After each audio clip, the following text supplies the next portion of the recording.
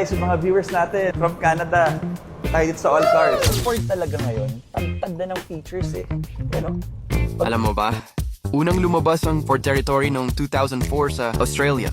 Pero ang 2024, moderno ang itsura at design para sa mga kalsada sa buong mundo. 12-inch touchscreen, wireless charging, ito ang Ford Territory Titanium. Pinaghalong galing at modernong teknolohiya. okay, so papunta tayo sa taas ngayon.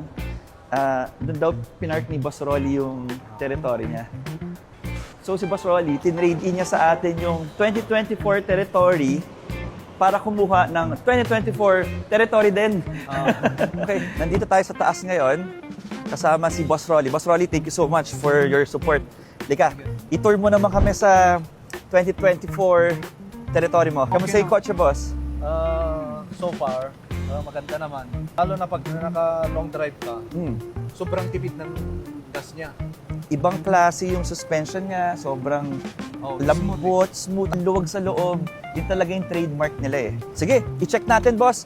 So, meron kang 360 camera dito. Camera. 360 camera. May DRL ka dito. Yan, DRL. Tapos, ito yung camera niya, boss. Camera. Ito yung camera niya for the 360.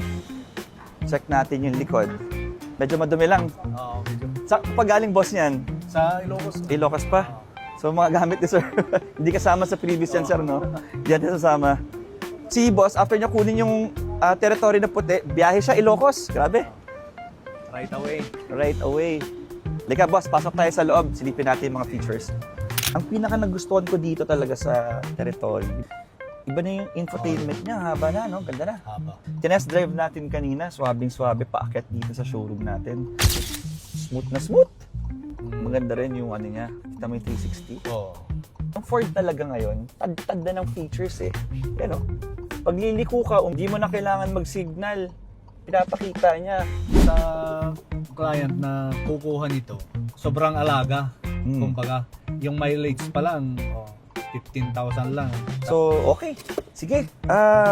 Proceed tayo doon sa kukunin mo naman ngayon sa amin. Ito yung i-upgrade ni sir na territory. Okay, so on our way sa bank para magbayad kay boss. Talaga, samahan niyo ako. Okay, boss. Na-check niyo na yung unit. Okay na tayo sa lahat. So, antayin na lang natin. Pababa na hinawile yung territory na white. So, tapos pwede mo na ibiyahe sa Ilocos. Okay, done deal. Maraming salamat. All cars, all yours.